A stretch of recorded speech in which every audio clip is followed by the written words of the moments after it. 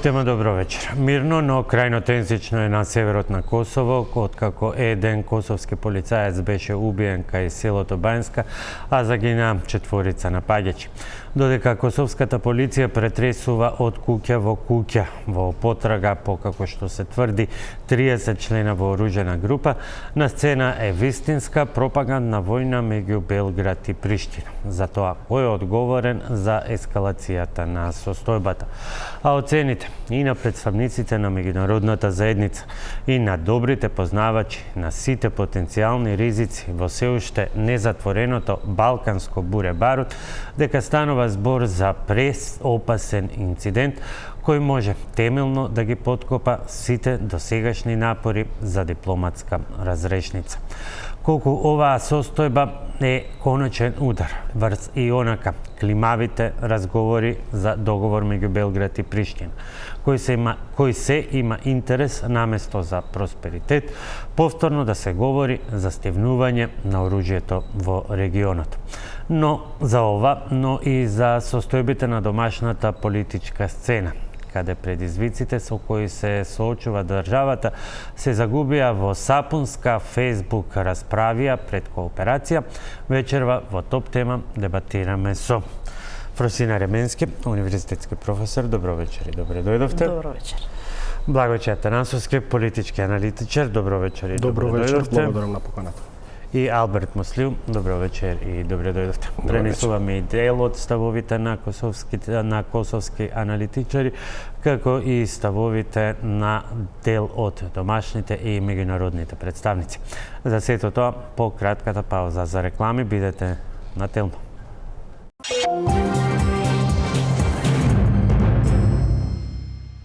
Сериозни инциденти на Косово кои што повторно ги отвараат дилемите. Зошто сега, зошто на овој начин и дали повторно почнува да зборува оружјето наместо очекуваното дипломатско решение. Мои гости, како што најавив, универзитетската професорка Фросина Ременски и политичките аналитичари Благојче Атанасовски и Алберт Муслив. Ременски би почнал со вас. Целосно е сменет вокабуларот, речникот на оценки кои што доаѓаат пред се и од меѓународната заедница и од добрите познавачи на регионалните состојби. Вообичаено имаме многу искричења после секоја неуспешна рунда на преговори во Брисел, но овој пат се соочуваме повторно со говор на оружјето. Кои може да бидат последиците, ако воопшто можат во овој момент да се предвидат? Точно така, Боби. Значи, она што го гледаме во вокабуларот на меѓународната заедница, особено на представниците на Европската Унија и поедини држави, и Соединетите Американски држави, зборува дека политичко-дипломатскиот речник веќе го добива ја добива она безбедносна компонента која што во позадина на сите безбедносни политики многу лесно се препознава, а многу зборувам за аналитичката и за научната јавност, но многу ретко се гледа во реторика на представниците.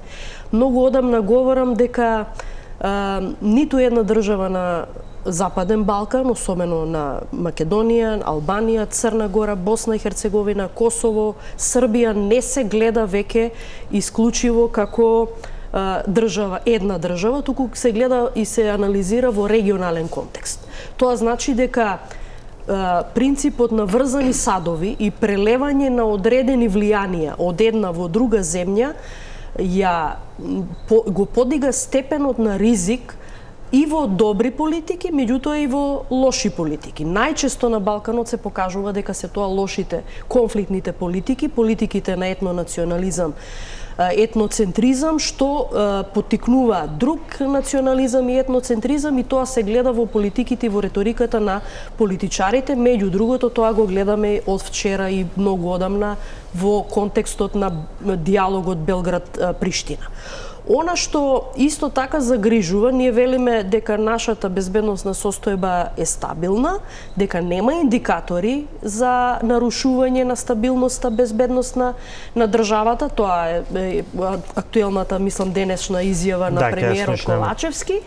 Но дека не сме воопшто да се исклучи, ова е моја додавка на тоа, но воопшто не треба да се исклучи безбедносниот ризик по регионалниот мир и безбедност, особено ако се има во предвид дека во сите изминати конфликтни случувања на Балканот и на бившите простори, особено ако се земе во предвид 99-та година, 2000-та година, 2001 година и таа регионална, би кажала, етничка солидарност што функционира на Балканот, воопшто не е на одмет да се сериозно да се анализираат реперкусиите и корените на сето ова што се случува на Косово.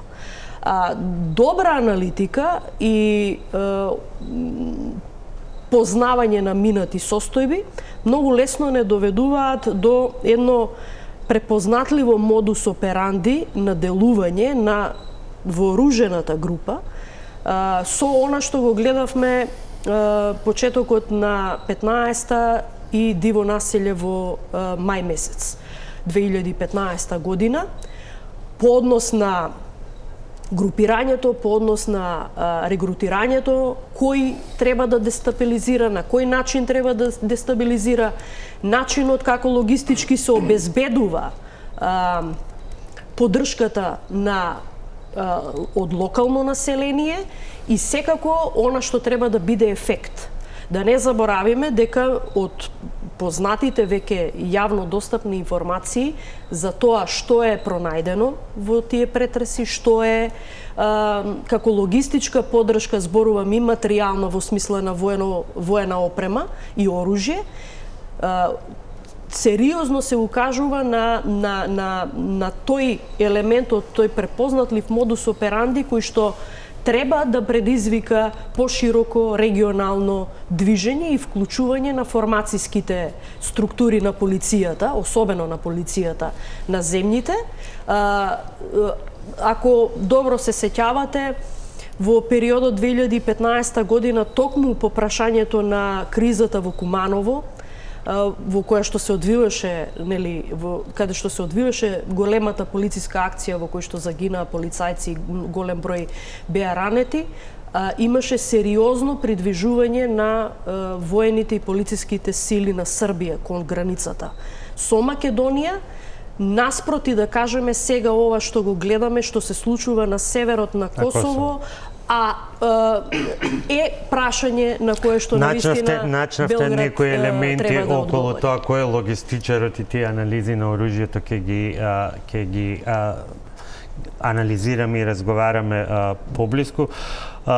Муслију, на терен е стабилно, но крајно тензично. Колку сега таа тензија дополнително ја зголемува она што се нарекува невидена, отворена пропагандна или прокси војна која што ја имаме од стартот на самиот инцидент, преку сите обраќања и на Албин Курти и на Вучич во континуитет до денеска, бидејќи ако се погледнат дополнително и српските и косовските медиуми, тоа е веќе речник на една изблици на отворен национализам и од двете страни и на отворена војна.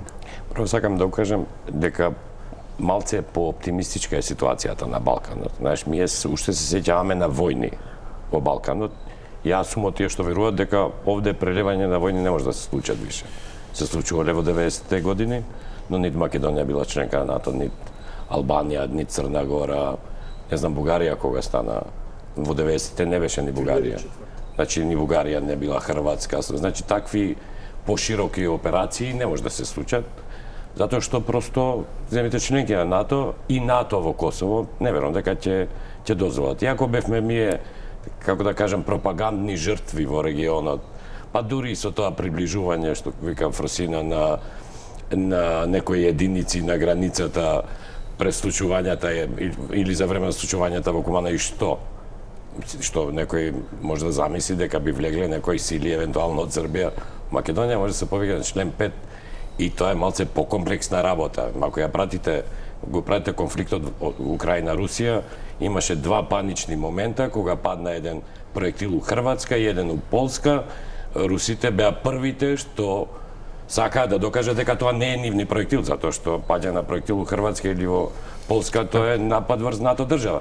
Така да тие страшни сценарија кои ги имавме во 90-те години, мислам дека се невозможни. Што не значи дека не може да имаме тензии, не може да имаме инциденти, па дури помали конфликти. Ова е конфликт, ова не е кога е немирно кај соседите, ниту ние не можеме да бидеме мирни, без оглед дали сме членка на НАТО. Но сакам да ви кажем дека ние бевме жртви на пропагандна војна која се водеше околу Косово.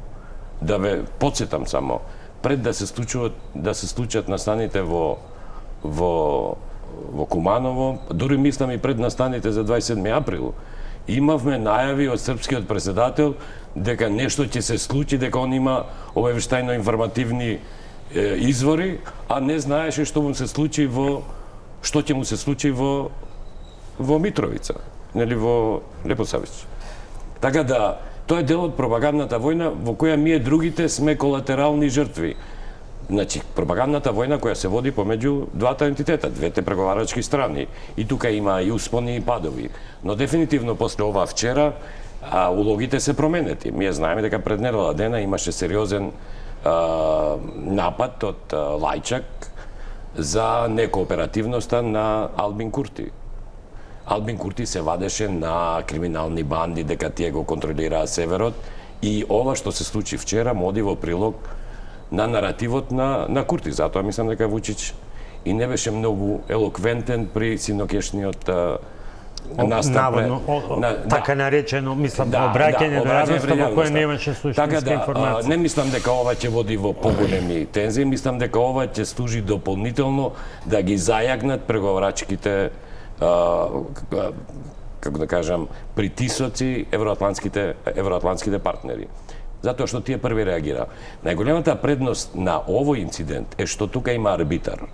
Сепак за безбедноста во Косово е задолжен КФОР, тука има единици од КФОР, така да било кои истражни мерки не може да се случат, а КФОР да не знае како цела таа процедура оди. Затоа мислам дека нема и, како да кажам, спротиставени реакции или информации од српската страна во однос на лицата кои се таму, кои се починати, нема такви реакции затоа што има арбитар.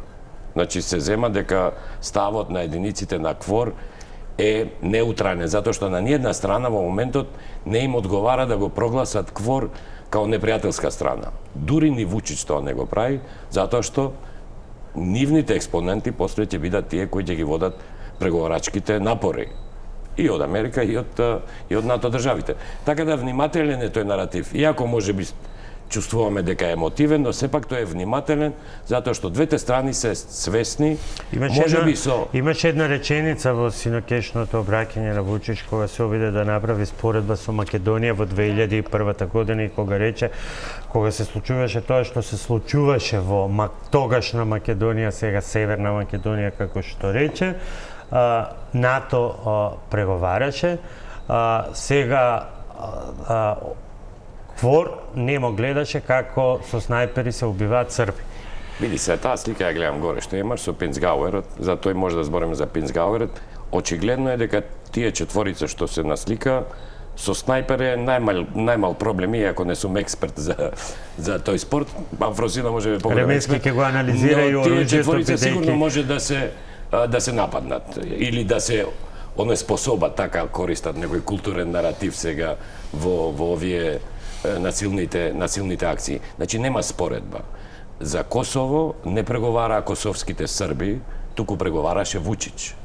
Има огромна разлика. У Македонија Охридскиот рамковен договор го охрабрува, го олеснува, можеби притиска странците, но не преговараше премиерот на Албанија со премиерот на Македонија за решавање на... Не, на забелешката беше повеќе во контекст на тоа дека според неговиот став КВОР бил нем посматрач, како што впрочем тврди дека е нем посматрач и во сиот оној серијал инциденти многу по спорадични кои што се случуваа во минатото. Пред 4 месеци имаше 40 повредени припадници на КВОР во истиот тој регион. 40 повредени. 2-3 беа сериозно повредени. Чув дека имало и со ампутирани ноги, така нешто.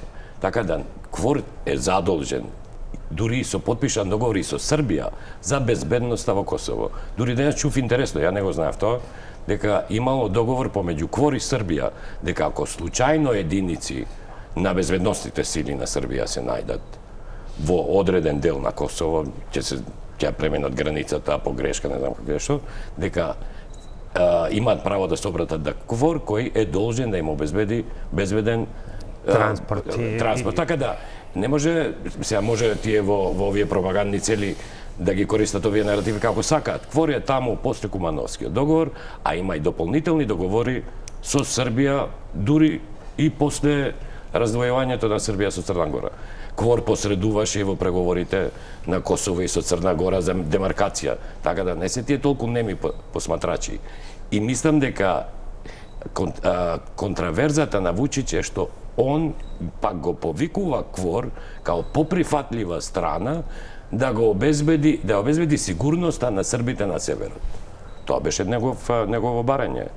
Дека не треба да бидат косовски специјални сили, туку да бидат сили на КВОР кои тамо ќе ги возведат србите. Така да се контрадикторни тие два става. Која е вашата прва генерална оценка, па после ќе почнеме сегмент по сегмент, бидејќи веќе денеска ги видовме и првите фотографии од тој арсенал на оружје за кој што Ревенски веќе ќе каже дека тоа не може да е од она што, како што беше речено синоќа и во некои коментари, па униформа и оружје може да се купи секаде, што ќе не воведе и до тоа чии се мотивите и кој би можел да стои за. За да дадеме една генерална оценка, прво ќе направам мало сиже на така нареченото нерешено косовско прашање, кое дефинитивно, освен што е балканско и регионално, стана најневралгично на територијата на целиот континент до руската воена агресија во Украина. Практично од распадот на Југославија, статусот на поранешната српска покрајна Косово помина неколку фази. Прво е фазата на присуство на српските воени и полициски структури до 1999 интервенцијата на НАТО, кога србите се бореа да бидат и физички присутни на својата јужна покрајна. Потоа следуваше фазата на борбата на официјален Белград за непризнавање на независноста на Косово од 1999 и присуството на силите на меѓународната заедница до 2008 година, 17 февруари, кога Косово прогласи својата еднострана независност. Од тој момент во третата фаза ние гледаме постојано политичка битка меѓу официјален Белград и официјална Приштина за од една страна сопирање на Косово за интеграција во сите меѓународни институции, пред се во Обединетите нации, а од друга страна официјална Приштина се бори за целосно меѓународно признавање на Косово, бидејќи велиме дека Косово е делумно меѓународно де јуре призната држава, инаку де факто со сите нишани и аршини представува држава. И од тој момент, од 2008 година наваму, ние се соочуваме со една ситуација во која најневралгична точка е фактички Северно Косово, кое и представува фрустрација за официјална Приштина, бидејќи приштинските косовски власти не може да ја заокружат својата државност во сите своји политичко-државни граници и административни на Косово, бидејќи србите имаат де факто и де јуре присуство на северот на Косово, а од друга страна официјален Белград го користи северот на Косово и преостанатите 120.000 срби на северот на Косово како еден влог за решавање на косовското прашање во интерес на официјален Белград, и де факто северот на Косово представува таа невралгична нерешена точка. Затоа беа тие бриселски договори од 2012-2013 година. Се до последно. Се до последното. Охридскиот. Тоа сакав да кажам, се до последниот со анексот на Охридскиот косовски договор, така да се изразиме метафорички, но морам да напоменам. Многу пати, кога ќе се актуализира прашањето за Косово и дали може да се финализира за финално, трајно, ефикасно и ефективно решение кое ќе биде поддржано од официјален Белград и официјална Приштина, јас многу пати сум велел и сум бил скептичен дека тоа е еден класичен замрзнат конфликт кој и да се потпише на маса, на еден вид како што беше потпишан Преспанскиот договор, ја апсолутно не верувам дека тој ќе се имплементира во практика, бидејќи треба ние за да се случи решавање вистинско и имплементирање вистинско на ваков горлив етнополитички, национален, историски, психолошки, ако сакате, проблем кој постои меѓу србите и албанците на Косово, треба од двете страни на границата да имате политичари кои ќе бидат чиста спротивност на актуелните прашање политичари. за сите. Кому повеќе му одговараше, кому повеќе му одговара ова што сега се случува? Во прашање се човечки животи, ситуацијата е дополнително искомплицирана со тоа што дел од таа вооружена група користи црковни објекти за криење или сите детали ќе бидат веројатно познати, но кому тоа му одговара во ситуација кога се чинеше дека некако состојбата е искристализирана, па имавме еден наводно кооперативен Вучич наспроти еден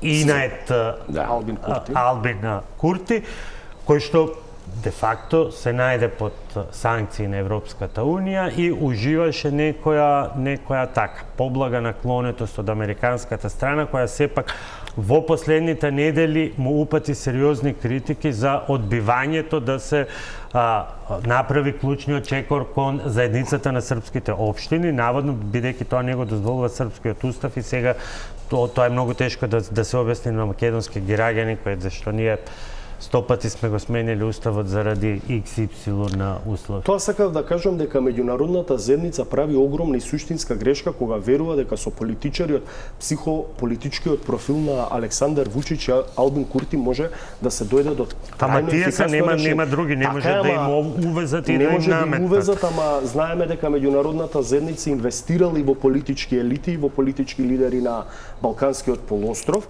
Морам да направам една мала дигресија и паралела. Македонско-грчкиот спор околу уставното име никогаш немаше да биде решен ако од двете страни на границата и во Македонија и во Грција не беа политичари од типот на Зоран Заев и Алексис Ципрас. Спорот беше тој истиот, но со политичари од типот на Никола Груевски, Андонис Самарис ние не бевме ни до блискост на решавање на македонско-грчкиот спор околу нашето поранешно уставно име. Сакам да кажам, многу е наивно ние да веруваме дека во иднина во наредни 5, 10, 15 години ако имаме политичари од типот на Александар Вучич и Албин Курти дека косовското прашање може да биде адакта затворено.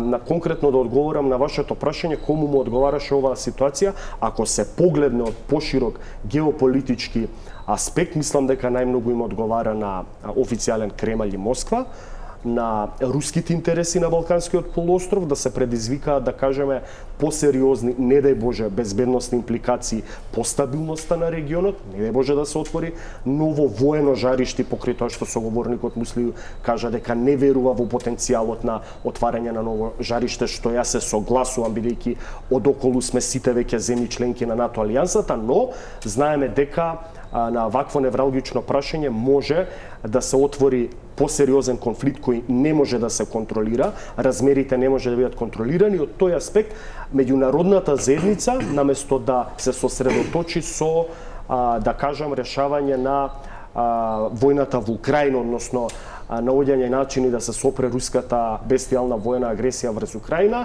да се дефокусира и да се отвори пак Пандорината кутија со безбедноста на Западниот тука е Босна и апсолутно тоа сакав да кажам, меѓународната заедница на Вашингтон, официјален Брисел и официјален Вашингтон, апсолутно ова нешто не ја одговара, но мислам дека апсолутно овој инцидент, да го кажам, кој се случи на северот на Косово, кој во изминатава година можеби е најсериозен, нема таков импликативен импакт да прерасне во еден отворен судир, да кажеме, меѓу официјален Белград и официјална Приштина, каде што ќе гледаме директно конфронтирање на косовските и српските безбедносни служби.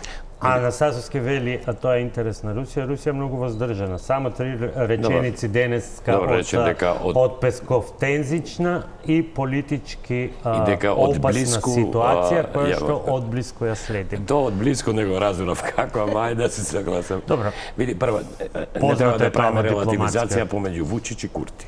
Вучич е портпарол на Милошевиќ. Значи, Вучич е одреден модел на политичар кои, као одредени други политичари, бираат една тема и околу таа тема се надградуваат себе си. Кога год имал проблем Вучич во своето владење, кое е прилично долго, секогаш имал некој проблем. Беше еден период и Босна, па Хрватска, сега Косово, така да не е тоа. За разлика од Курти, чија главна политичка парола беше борба против корупција. И на тој индекс на перцепција за корупција, косоварите сериозно скочиле. Но дека овие двајца не може да го решат, не би се согласил, затоа што има и разни играчи во двете држави. Знаете, гледаме малце фаворизирање и на преседателот, на кој тоа нам не се случувало 2001, кога улогата на главниот ментор на преговорите од премиерот ја превзеде преседателот Трајковски. И тој процес се движеше. Видовме дека и председателката на Косово беше и у Обединетите нации, имаше добар прием и со председател Бајден и така натаму. Така да не верувам дека ќе се направи некоја голема промена на играчите за да се реши. Ја мислам дека после ова што се случи вчера, малце се пореалистични сите страни во однос како да му пристапат на ова прашање. Второ, само за гледачите. Повеќе од половина срби се вон северот на Косово. Значи, повеќе срби има во другите делови на Косово, отколку што ги има на северот. Второ, факт е дека таму има криминални групи кои му загорчуваат животот на косовскиот србин таму. Ја верувам, ова со црквите е интересно, затоа што не знам дали биле вклучени, има да имаше реакција на еден англиски пратеник, дека преку некои јавни превозни средства на црквата се пренесуваат оружја, но ја не знам како би можел... Што беше демонтирано? Независно и од тоа, сега неќем ја да ги стигматизирам, но не знам ни било кое црковно лице кое би можело на вака наоружани лица да им каже не за некој работи, затоа што некој треба да ги штити. Така да беззаконието е малце поправено во северот и мислам дека оваа ситуација, колку год да е трагична, денеска имаше комеморација за полицајствот во Косово, но во секој случај моментот мислам дека таа дипломатска предност ја добиваат косоварите затоа што некои аргументи кои Курти ги користеше реално се видеа дека се вистински. И второ, од косовски извори тие укажуваат дека овие лица не биле вклучени само во овој инцидент, дека тие во Косово биле малце подолг период, дека тие биле вклучени во случувањата во мај, каде што имаше повредени НАТО и во некои поранешни инциденти кај што исто така имаше полициски жртви. Така да ова е сепак мерење некое насили и мислам дека малце ќе ги освести сите страни дека најдобро е да се караат на преговарачка маса отколку да ги мерат силите, затоа што реално имавме реакција и во косовската влада министерот за малцински прашања е србин и он исто така реагираше дека Белград треба на друг начин и со друг наратив да му пристапи на ова прашање, затоа што србите во Косово живеат секој ден. Они не може да чекаат во преговарачки циклуси како нешто ќе се реши, а умеѓу време да зависат од добрата волја на КФОР за одржување на безбедноста и на косовските полициски сили, а тие да не се во системот. Ти знаеш дека А не се веќе не се во системот. Ременски, ако Брисел се извинува, ако Брисел денеска повторува дека е ова многу опасна ситуација и треба со дипломатски средства да се направат чекори за деескалација, тоа е еден вообичаен речник од Брисел, но како ехо останува многу острата реакција, која што прво беше напишана од Американската амбасада, а потоа на пресконференција и во сите настапи ја повторува Албин Курти, а таа вели: најостро ги осудуваме оркестрираните насилни напади врз косовската полиција. И тука доаѓаме до тоа вие што го рековте дека од се што видовме, досега што произлезе како фотографија од арсенал на оружје, муниција, па вклучително до униформите, што нели можат секаде да се купат. Вие го начнавте одговорот дека темелна и неутрална анализа може лесно да го најде и кој е логистичар. Сериозни се темите за кои што разговараме и со сиот респект на соговорниците, сето ова што го зборуваме држи. Не би се согласила со Алберт дека може се од утре да биде исто, само со поголем притисок. Тоа е малку дискутабилно, како воопшто сега ќе се пристапи во некакви преговори за нешто што е тема која што се дискутирала до вооружениот инцидент, во кој што загина полицаец. Оно што го спомна Благојче, интересно, Кремљ и Москва. Години наназад, влијанието на руската политика, особено антиинтеграцијската политика за земјите членки, за земјите од Балканот, се демонстрира преку разузнавачко-субверзивни операции, меѓу кои што влегуваат и воени операции. Ако земеме да правиме паралела, јас не сакам да ги правам тие паралели, бидејќи има и сличности, но има и огромни разлики, затоа што подразбираме под воени операции, под каква идеолошка и паролна реторика се одвиваат тие и што може да произведат.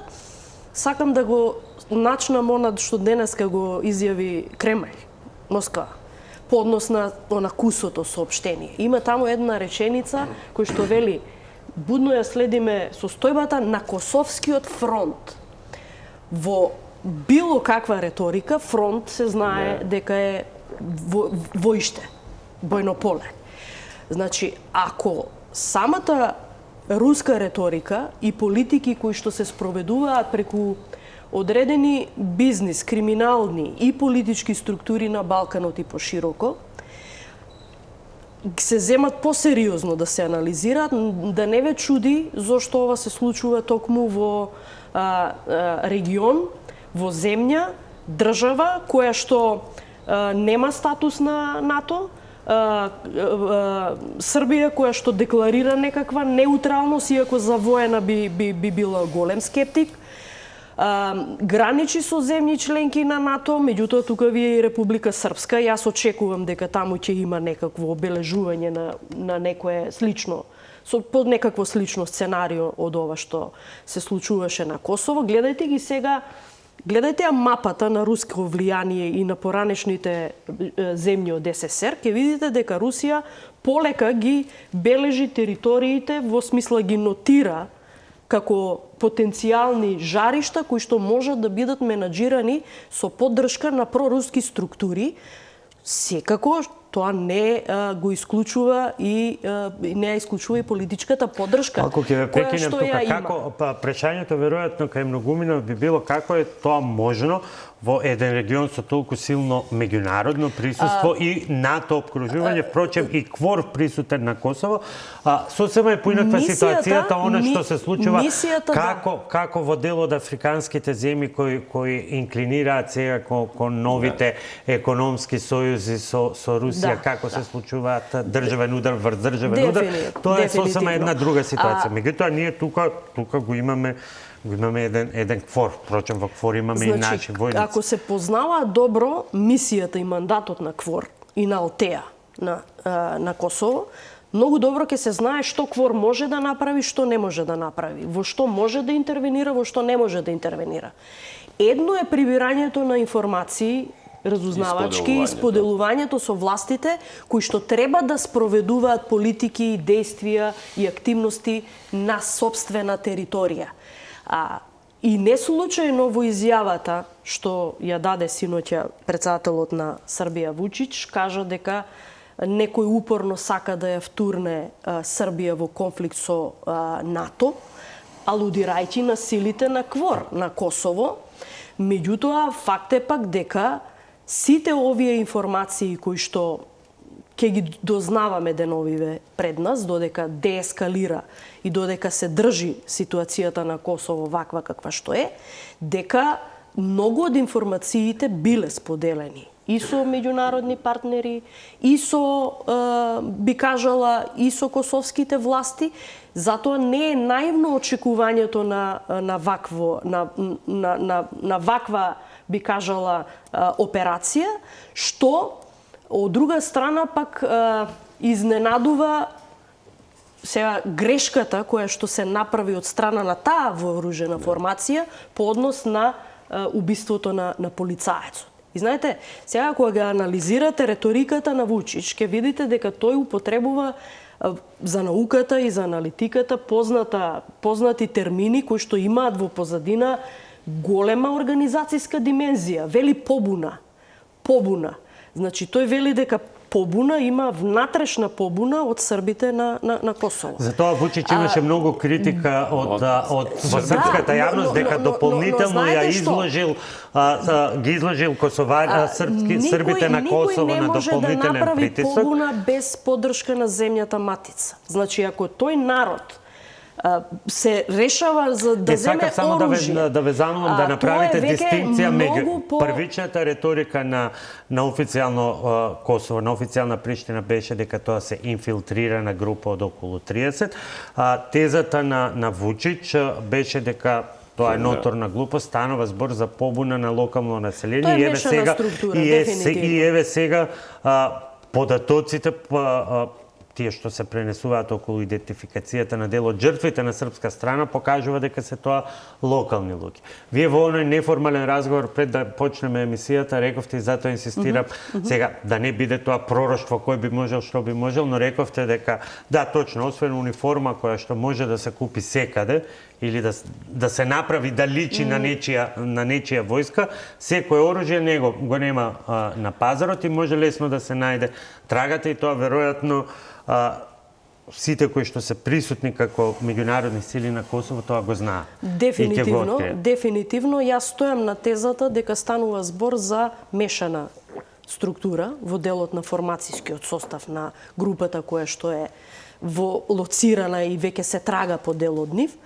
Тоа се локални мештани, меѓутоа сигурно има и вклучени луѓе кои што би ги кажала платеници или познати foreign fighters. Ние ги знаеме и најчесто ги употребуваме за воиштата на Блиски Исток, иако да кажеме целиот Балкан подразбира foreign fighters и таа солидарност што се прелева од една држава во друга или барање на услуги, имате платена војска, платени војници кои што за одредена финансиска корист можат да извршуваат се што им е нарачано, но во делот на ова што денеска го видовме по однос на заплените што се направени, укажува дека не е наивна подготовката, не е наивна логистиката, не е наивна арсеналот на оружје, тука има и формацијско оружје. Затоа го спомнав на почетокот дека точно се знае што влегува во рамките на формацијско оружје кое што го употребува војска и полиција, зборувам и од превозни средства и од возила, но зборувам и за она што значи оружје. Ако вие имате формацијско оружје во заплената, прашање е колку тоа може да се набави на црниот пазар и каде е воопшто тоа набавено, бидејќи отвара и една друга димензија на овој проблем. Како тоа циркулира таа недозволена трговија со оружје на Балканот? Кој тоа го прави? За какви цели го прави тоа? Една од пратеничките, председателката на Комисијата за надворешни работи во Обединетото кралство, уште во јуни месец гледам дека информирала за одредени движења. Јас верувам дека и нашите структури имаат одредени информации по однос на такви дејанија, но таму спомнува користење на медицински возила за транспорт. Па да не заборавиме дека медицинските возила беа и во диво населје употребувани како механизам, но овдека во регионален контекст и би кажала и во геополитички контекст, мислејки на влијанието на Соединетите Американски држави, Брисел и сега кон Москва, вреди да се спомне дека воопшто не е наивно зошто ова токму сега почнува и зошто толку жестоко во ова тактика влегува. Па вие гледајте во јули месец. Зашто сега мораме кратко уште еден круг Вулин и на го ставија на црна листа на САД и точно го нотира прашањето на политичка поддршка за дестабилизација на Балканот поврзана со руски политики и интереси. И да не зборувам тука и за Додиќ, кој што исто така влегува во таа една структура. Мислам дека и во Босна има веќе потези кои го лимитираат и Додик, иначе он имаше иницијатива да се смени и концептот на судството во Босна и на уставниот поредок имаше иницијатива за да. Второ, овде се од аматерски поглед ова све може да биде, само може да биде побуна. Затоа што слушав информации денеска. Овие дечки се добро тренирани, значи у побуни се претпоставува дека обични граѓани прават побуни, таму има и експерти, можеби што ги водат побуните, ама нема побуни на војници, војници прават државни удари или војни интервенции. Има само 23 години или како што јавија дел од медиумите имал само 13 кога голем дел од овие луѓе влегле во политиката. Го слушав шефот на косовската полиција на прашање како може толку порозни да се граничните премени, рече поради пределот, има диви премени кои ги затвараме како што поминува времето. И второто е дека баш Вулин го поврзуваат со оваа група која наводно, нели, според информации кои дадат од Косово, се припремала подолго време и не само во Косово, туку и во Србија. И сега, ја разбирам преку граничната солидарност, не е тоа нешто страно, нити нешто што би не зачудило. Овде е проблемот и поради тоа Вучич веднаш и се дистанцираше од овие воени или милитантни структури, рече дека не се овие наши, тоа е побуна, тоа е дистанцирање. Затоа што сака да ја сочува позицијата за да може да преговара. Иначе, ако он се солидаризираше со нив и укажеше на тоа дека евентуално имало помош од Србија, он не може да седи на преговарачката маса. Не дека тие не може да преговараат. Ако можеле Вучич и Тачи да преговараат, а Хашим Тачи бил воен лидер, не бил политички као. Не се ли препоедноставени сите заклучоци дека се што ќе се случи од било кој аспект, ова е веќе пресериозен инцидент, веднаш прстот се вперува кон Москва? Апсолутно мислам дека треба да се гледаат причините кои тоа најмногу му одговара од ваков инцидент. Затоа напоменав дека најмногу во геополитички контекст во дадениот актуелен момент денеска најмногу одговара на официјален Кремљ и на официјална Москва, но мора да напоменам дека без разлика која е целата позадина, мислам дека е многу рано ние да видиме чистата слика на видели на кои се сите актери кои предизвикаа да дојде до ваков сериозен безбедносен инцидент на северот на Косово. Мислам дека во овој момент политички опортуно многу им одговара вклучително и на српскиот претседател Александар Вучич, би рекол многу повеќе и на косовскиот премиер Албин Курти, бидејќи двајцата беа изложени на жесток политички меѓународен притисок од меѓународната заедница, како што кажавме со бриселските договори, па во Охрид беа сретнати, па потпишаа таму амандмани за конечно решавање на статусот на Косово, односно прифаќање на формирање на заедница на српски општини на северот на Косово, тоа е барањето на официјален Белград, а од друга страна Србија да не биде таа која ќе го попречува влезот и интеграцијата на Косово во меѓународните институции, бидејќи тој булдужерски дипломатски притисок на меѓународната заедница се зголемуваше и врз српскиот претседател и врз албанскиот премиер Курти. Во овој даден момент мислам дека од тука па натаму немаме ние апсолутно ни минимални шанси тие да бидат ставени во некои преговарачки институционални рамки после сето ова.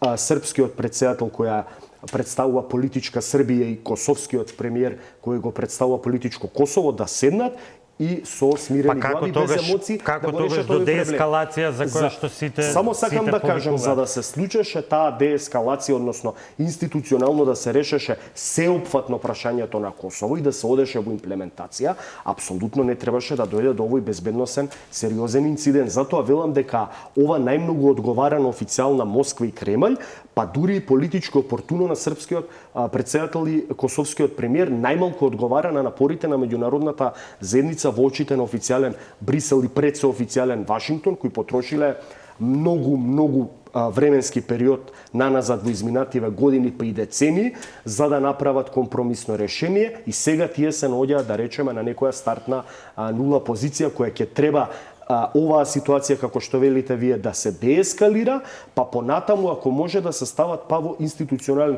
колосек представниците на официјален Белград и официјална Приштина, но со многу помала доверба меѓу себе дека може тие да направат некое соопфатно трајно решение кое ќе биде почитувано и имплементирано од двете страни на границата. Мислам дека ова ги наруши сериозно и драматично сите булдожерски напори на официјален Вашингтон и официјален Брисел во изминативе 10 па и повеќе години.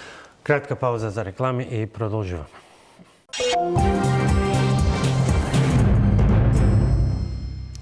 Влегуваме во завршница, иако некои случувања се поврзани и со случувањата на глобалната сцена, со она што допрва ќе следи како одлука за отпочнување на преговори со Украина, раѓањето на многу национализми во Европа како Полска, Словачка, Унгарија и така натаму. Во тој контекст, значи има една глобална слика, македонските собитија веројатно ќе мораме да ги оставиме за една друга прилика.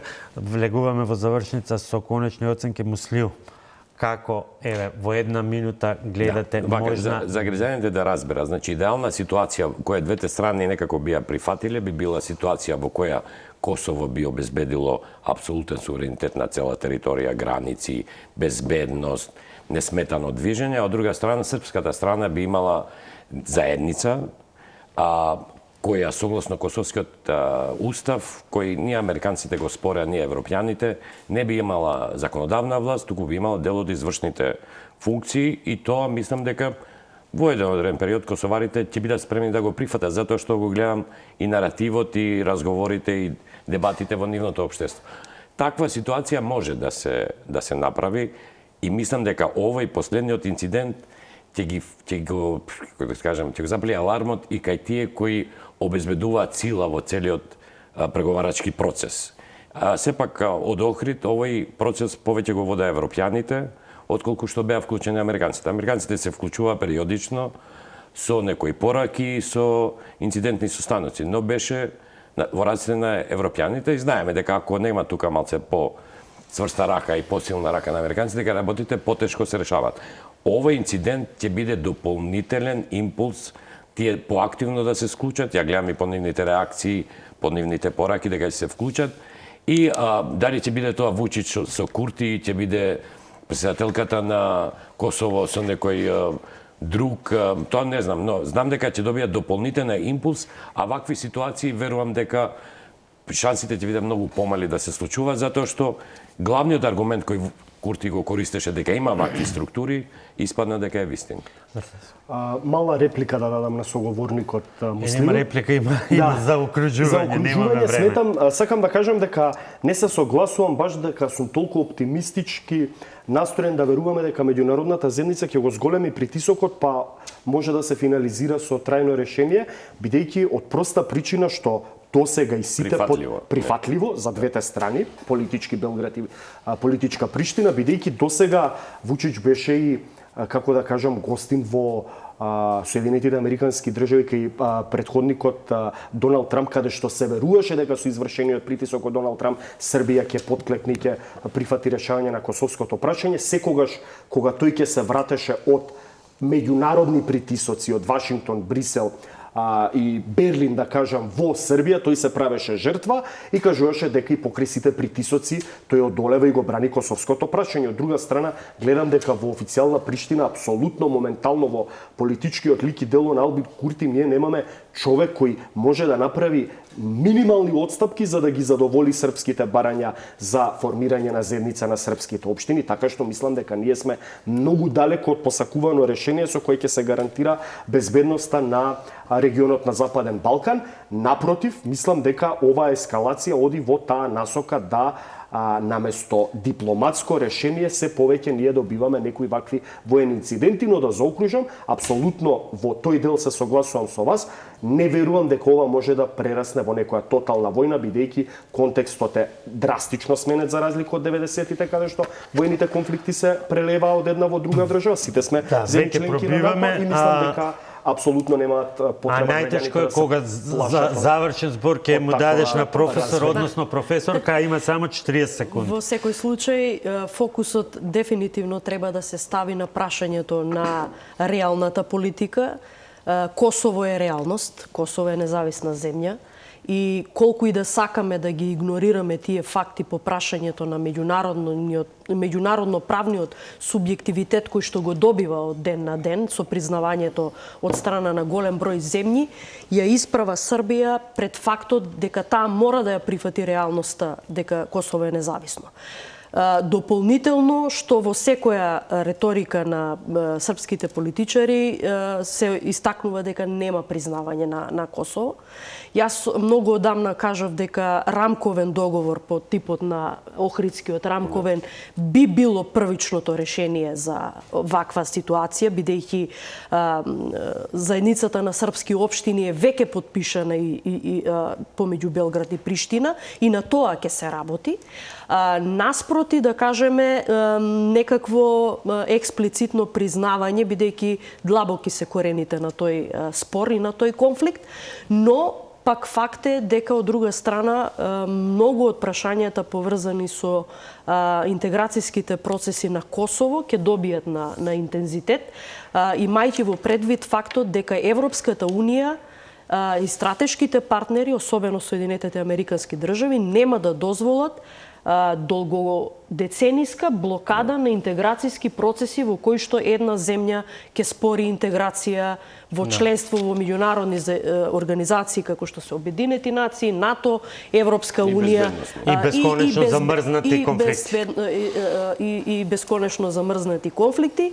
Наше е да бидеме многу внимателни и да бидеме на страна на фактите, без притоа да зборуваме во дипломатски речник кога сакаме да осудиме нешто што навистина не е добро за што не е добро за регионот и за безбедноста на земјата. Ви благодарам на сите што бевте вечерва мои гости, вам почитувани, ви благодарам на вниманието, останете со програмите на Темпос.